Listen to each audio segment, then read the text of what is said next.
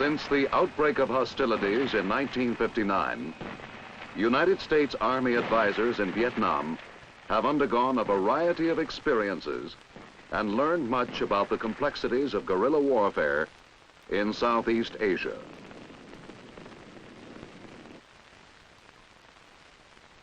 Working through MAG, these advisors have increased in number to more than 12,000. Each is assigned to a specific activity or unit of the Army of the Republic of Vietnam, commonly referred to as ARVN, where his chief duties are to make certain that U.S. equipment is used and maintained properly, and to teach by lecture, demonstration, and by setting an example. Perhaps the advisor's most important function is to advise and assist the unit commander, his ARVN counterpart, to make suggestions skillfully and diplomatically in a manner adjusted to the customs and traditions of the Vietnamese and to the individual personality of the commander. Since 1959, in fact since 1956, when MAG advisors were first sent to Vietnam, many lessons have been learned, many guidelines, techniques, and principles have been developed. Perhaps the best way to describe the experiences of U.S. advisors in their relationship with the Vietnamese and to illustrate the lessons learned is to tell the story of one U.S. officer, Captain William R. Johnston, who from May 1962 until April 1963 served as MAG advisor to the 1st Infantry Battalion, 11th Regiment, 7th Infantry Division, Army of the Republic of Vietnam. 34-year-old Michigan-born Captain Johnston, with a wife and 2 children in Chicago, would soon learn that his military assignment required a thorough knowledge of counter-guerrilla techniques and infantry tactics, as well as of all staff functions.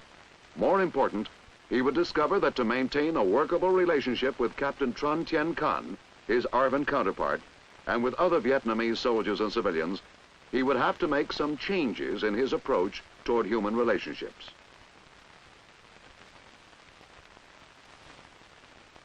His counterpart, Captain Can, had received infantry and artillery training in the United States, but there was still the large gulf of 2 divergent cultures separating them.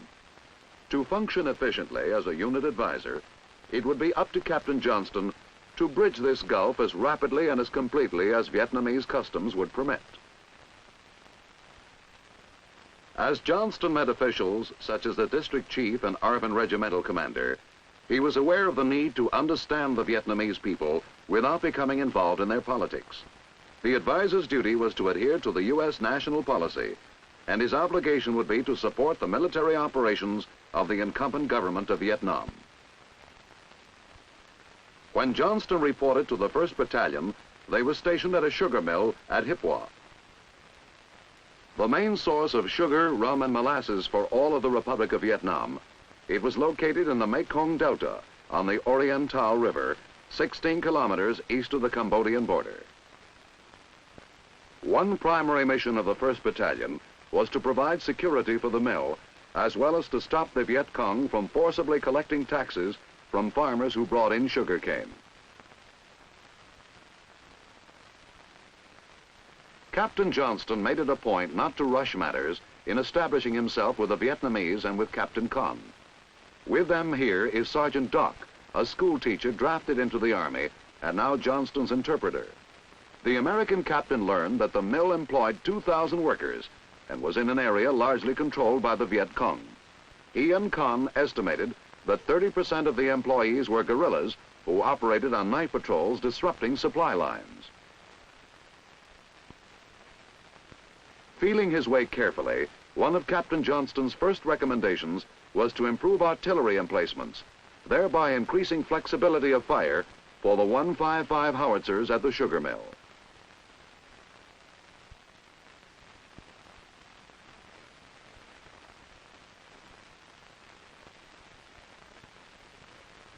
He also suggested that living in shelters improvised from ponchos was neither helping morale nor contributing to supply economy, and Can agreed to construct barracks. Another basic mission of the battalion was to secure a portion of the only usable road for transport of personnel, sugar, and supplies between the mill and Saigon.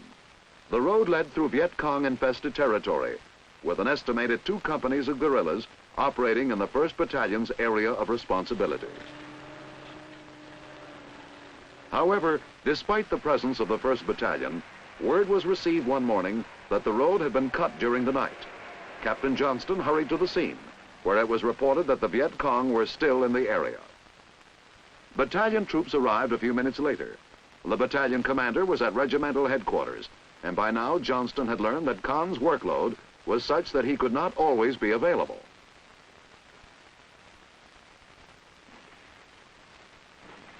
The 2nd Company tried to intercept the guerrillas, but only succeeded in driving them into the jungle.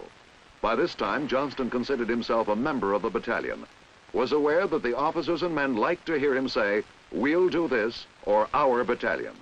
He recommended a course of action to the company commander, remembering that an advisor never commands, only suggests. With the Viet Cong still within range, a .30 caliber machine gun was brought into use. A 60mm mortar crew quickly set up their weapon and began firing.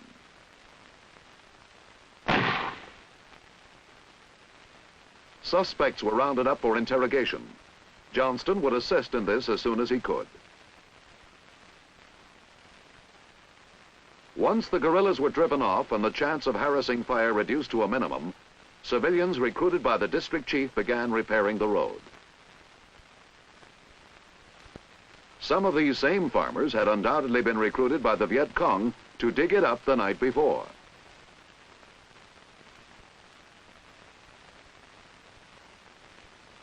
There were several motives for cutting the road. Most important, of course, was to disrupt transportation and supply. These passengers disembarking so their bus can bypass the damaged portion illustrate another motive, which was to enable the Viet Cong to halt civilian traffic in order to recruit guerrillas, capture or kill officials, take hostages, collect money, and to deliver propaganda harangues and leaflets.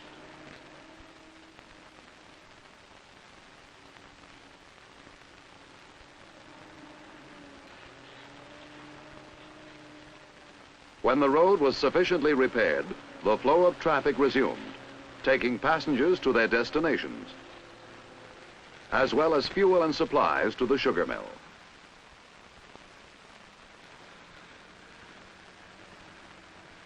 As a result of the cutting of the road and other night activity by the Viet Cong, Captain Johnston made a recommendation which led to the first appreciable disagreement between him and Captain Con. The recommendation was for regular night patrols throughout the area. Although it was eventually followed, the battalion commander refused at first because he was adhering to the old concept of fighting by day and defending by night. Johnston then asked permission to lead volunteer patrols, and Con reluctantly consented. They proved so successful that the battalion commander drew up his own plans for nightly patrols, receiving high praise from division. Johnston's reward was satisfaction from the results obtained.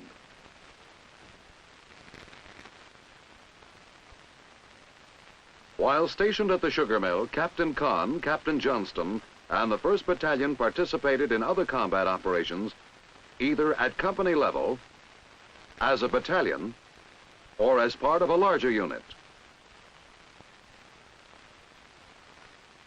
Helicopters played an important role in such operations, and it was up to Johnston to request helicopter support through the regimental advisor, as well as to brief U.S. pilots.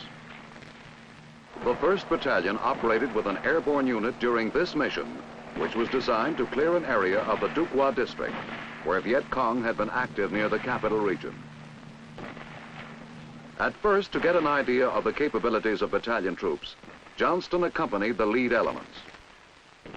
Huts which served as guerrilla hideouts and CPs were burned to the ground.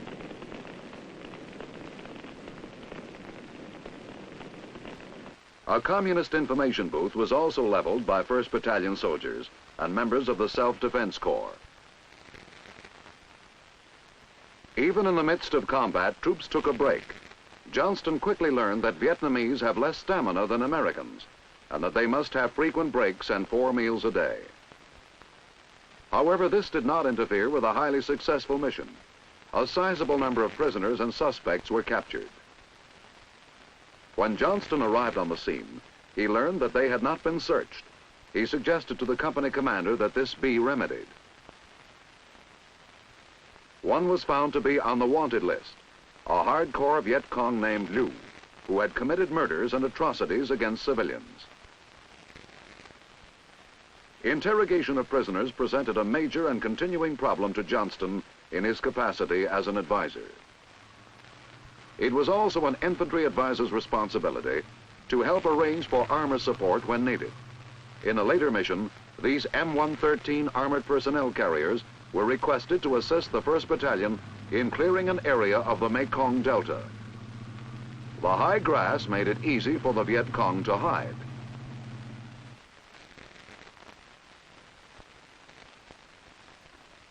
However, some were captured, and many suspects flushed out for interrogation. In obtaining armor or any other support, it was up to the U.S. advisor to make his counterpart aware of its availability, as well as to establish liaison with each supporting unit through the MAG Advisory Team Headquarters in Mito. In addition to armor and Army aviation, other support obtained by Captain Johnston and Captain Khan included artillery, engineer, signal, ordnance, medical, and naval. It was while the battalion was stationed at the Dukewa sugar mill that Johnston recommended inauguration of a program designed to retrain the unit's personnel. The U.S. advisor devoted much time to helping supervise this training, which emphasized techniques especially adapted to the local terrain, as well as weapons training.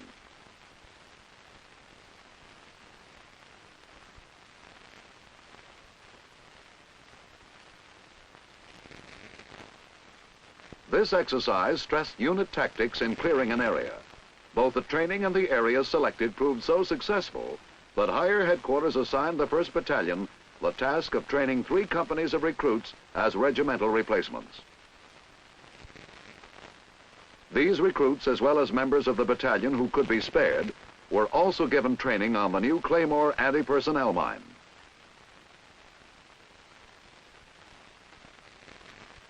Because the demonstration range which the battalion built was located outside the compound and trainees were subject to sniper fire, they kept loaded weapons in hand. The lecture phase was conducted by Lieutenant Keem, Battalion S5. Johnston had recommended him for this duty because he spoke some English and the two could communicate directly.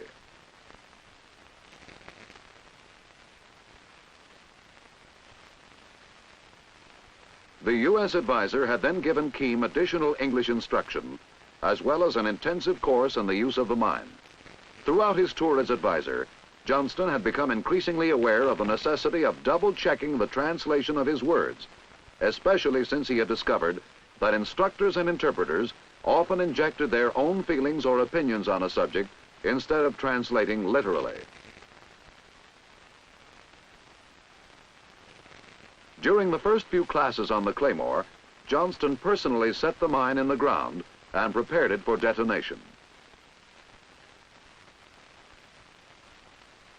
Realizing the importance of teaching by demonstration, he showed no reluctance about getting his hands dirty. However, he realized it would be wrong to continue to do the work himself, and that he would have to persuade one of the battalion officers to take on the responsibility. Use of bayonets to hammer in targets illustrated a minor but persistent problem he faced as an advisor. Ever since he joined the battalion, he had observed the men misusing the bayonet instead of employing more appropriate tools. Frequent on-the-spot corrections and appeals to the battalion commander had thus far produced no result.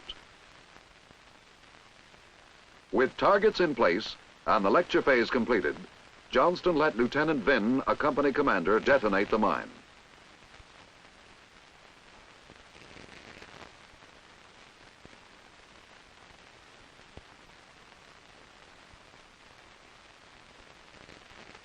something was wrong.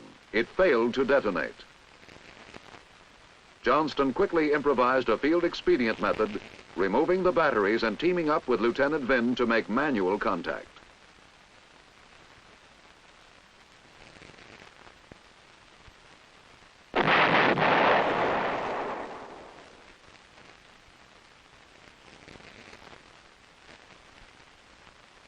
Early in January 1963, two companies of the 1st Battalion moved from the Hipwa sugar mill to the village of Dukewa, where Major Bach, the regimental commander, was on hand to greet Johnston and Captain Kahn. A CP was set up in the village pagoda. The tiger on the sign is a religious symbol. The other two companies remained at or near the sugar mill to help the Self-Defense Corps Company take over the 1st Battalion's security mission. It was at this time that First Lieutenant Joe M. Clement of Atlanta, Georgia, joined the battalion as training advisor and assistant to Captain Johnston. Sergeant Doc helped orient Lieutenant Clement on the surrounding terrain. Shortly afterwards, Master Sergeant Jones of Baltimore, Maryland, arrived to serve as the battalion's first enlisted advisor. Primary reason for moving two companies of the battalion to Dukewa was to have them help convert the village into a strategic hamlet. Since Dukewa was in the heart of Viet Cong country, Johnston never went anywhere without his AR-15 rifle, keeping it by his side even when he slept. His chief duty at this time was to advise Captain Kahn on providing security for workers constructing the hamlet, as well as on planning patrols and company-size operations. This battalion soldier was captured and killed by the Viet Cong while guarding the construction site at night. There was another basic reason for the battalion's move to Dukewa. This was so it could provide security for a road reconstruction project.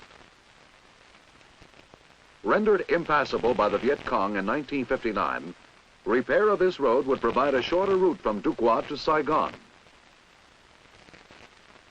Captain Johnston went over it carefully so he could advise the battalion commander on plans for protection of construction crews. Actual reconstruction was done by civilians, who were paid for their labor by the Vietnamese government.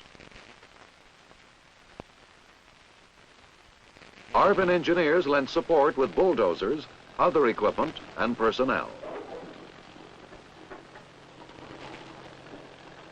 During the entire project, Johnston maintained liaison with U.S. engineer advisors. Despite security measures, the Viet Cong dug up repaired sections at night and subjected workers to harassing fire. On this occasion, Sergeant Jones spotted a guerrilla force, while Johnston, after several refusals, persuaded the company commander to call for mortars.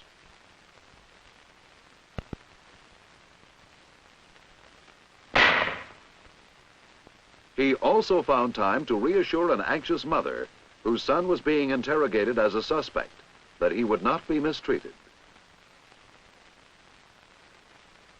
In addition to their basic duties, the three U.S. advisors concerned themselves with battalion morale.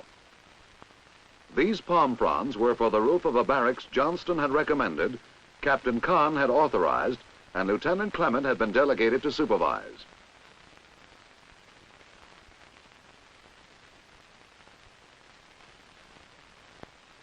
Even though Johnston expected to be reassigned to the United States before it was completed, he had not hesitated to recommend its construction. He knew he could count on Lieutenant Clement, his probable successor as battalion advisor, to follow through on the project. At Johnston's suggestion, Clement and Sergeant Jones, with Sergeant Doc aiding, assisted USIS activity by presenting residents of Dukewa with books, pamphlets, and calendars. Because Dukewa was located near the Oriental River and even closer to many access canals, the 1st Battalion was given its most important mission to date. Produce from this rich agricultural area and from the even more productive south was transported by boat to roads which led to Saigon and other cities north of the Delta. However, river and road traffic was frequently intercepted by the Viet Cong, who collected tribute from the farmers transporting their produce and terrorized them if they were uncooperative. The 1st Battalion was assigned the mission of clearing the area southeast of Dukewa and of constructing a self-defense corps post at the junction of the Kin Sang and Kin Yang canals near the village of Levon Mine. Upon receipt of the order, Captain Johnston and his counterpart formulated a plan for the post, selecting a position which would command both canals and afford the best route for reinforcements.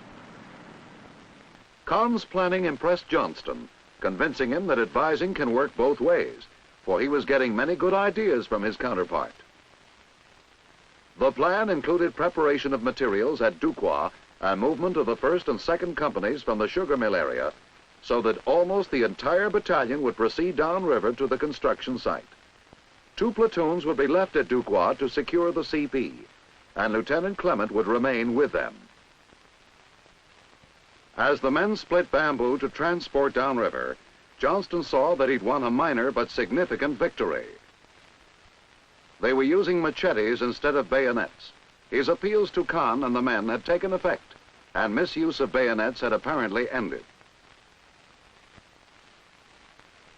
As they prepared to move downriver, men of the battalion were deeply concerned about something, and it wasn't the prospect of backbreaking work in 120-degree heat or the almost certain casualties they would take. Tet, their version of Chinese New Year, was 2 weeks away. Unless they completed the SDC post before then, 30% would miss leave time at home, and the rest a round of feasts and festivity at Dukewa. At a nearby port on the Oriental River, the equipment was loaded on board LCMs. Responding to requests through command and advisory channels, the Navy of the Republic of Vietnam had assigned 4 landing craft in support of the battalion's mission. Johnston was on hand to watch the LCMs pull out. Manned by Vietnamese Navy personnel, the craft would transport the equipment by river and then canal to the construction site. Meanwhile, the battalion paralleled the river on foot, its immediate objective to clear the intervening area of Viet Cong. Walking with them were Johnston and the battalion commander. They cleared villages and searched huts all along the populated route to the site of the SDC post. Johnston and his counterpart found that all adult males had left, confirming their belief that most of the population were Viet Cong. At another hut, a last-moment escape by VC was indicated by food still being cooked. Despite all precautions, an ambush resulted in the wounding of 2 men.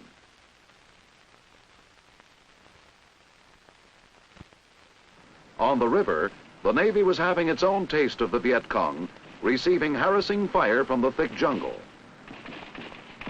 In return, they opened up with their 20-millimeter cannon.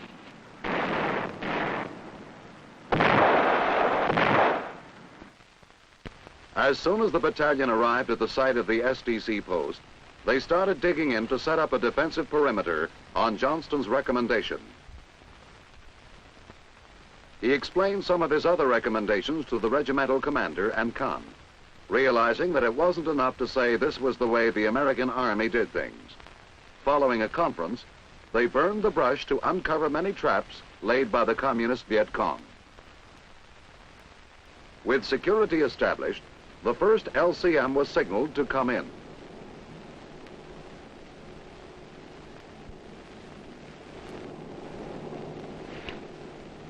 Johnston lent a hand in tying it to the bank. The battalion was now ready to begin its basic mission, construction of the SDC post, following the plan drawn up by Johnston and his counterpart. The wall for the triangular post would be of mud, which would become almost as hard as concrete when it dried.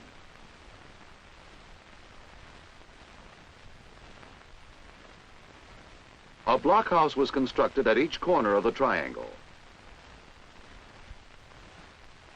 Captain Kahn personally supervised many phases, while Johnston was everywhere, observing and advising. One of his recommendations was for use of concertina wire.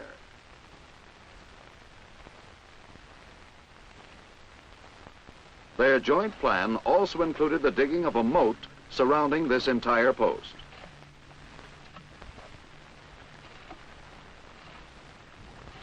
Construction was frequently interrupted by mortar duels with the VC, who subjected them to harassing mortar and small arms fire.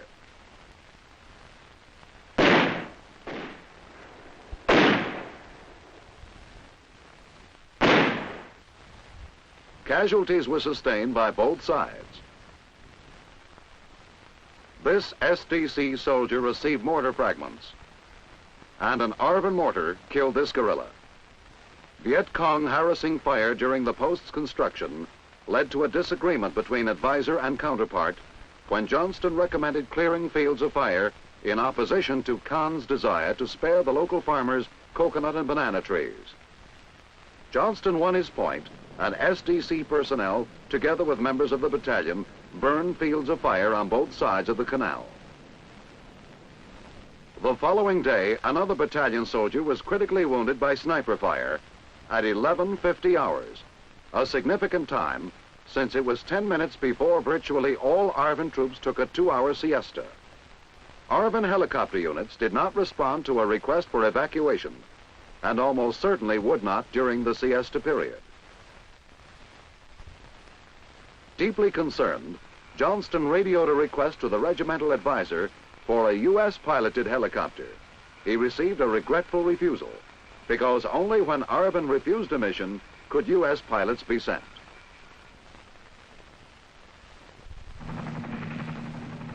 Three hours later, an ARVN helicopter landed.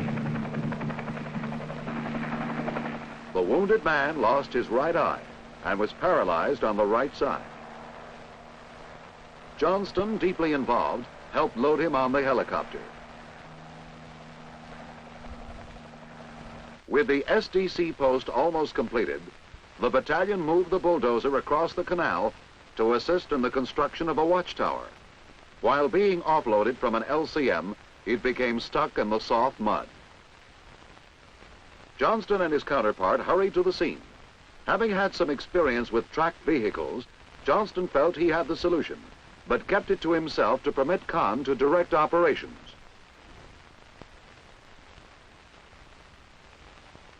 The battalion commander's methods were suitable for wheeled vehicles, but only succeeded in bogging down the tractor even more. Both the battalion commander and his U.S. advisor were worried for several reasons. First, they might lose a bulldozer. Second, the troops were under harassing fire. And third, the all-important deadline of Tet was drawing closer. Delay could well cost the men their holiday, and battalion morale could become dangerously low.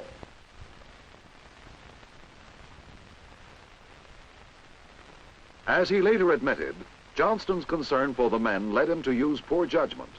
He attempted to advise his counterpart in front of his officers and men, leading Kahn to reject the recommended solution. Kahn's acceptance of advice given in front of others would have caused him to lose face, so he continued to use his own methods. Even procurement of a second bulldozer and use of all available men didn't help. Finally, Johnston, in private, issued an ultimatum to Kahn: use the method he had recommended, or he would make a report to regiment. This would result in even greater loss of face and possible disciplinary action for Kahn. The battalion commander reluctantly gave in. Johnston's method was to anchor the bottom of the track to a stationary object so the tractor would pull itself over its own treads and out of the hole it had dug for itself.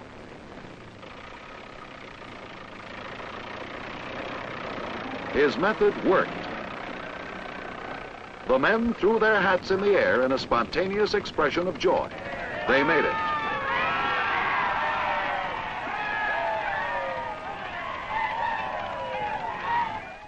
A A few days later, their mission was fully accomplished. The SDC post was completed.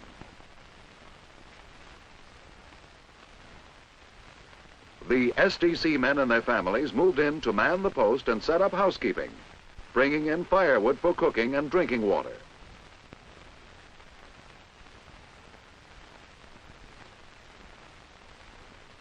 It was a scene of domestic tranquility against a backdrop of anticipated violence.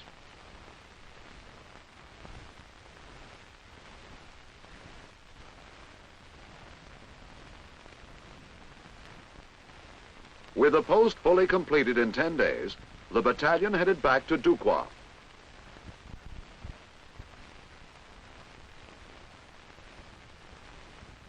The Viet Cong, unsympathetic as always, hit them with an ambush. It was quickly met with small arms and mortar fire. Khan directed the action.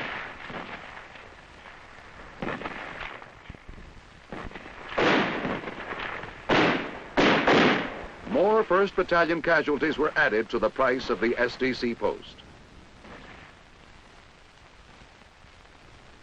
Captured VC prisoners showed there was another side to the balance sheet. Now they could complete the final leg of their journey back to Dukewa. A few days later, Captain Johnston received orders for reassignment to the United States. He had said goodbye to all the men except the wounded. His good friend, Khan, was with him on this last mission. There was a heartwarming mutual respect between advisor and counterpart, and between officers and men.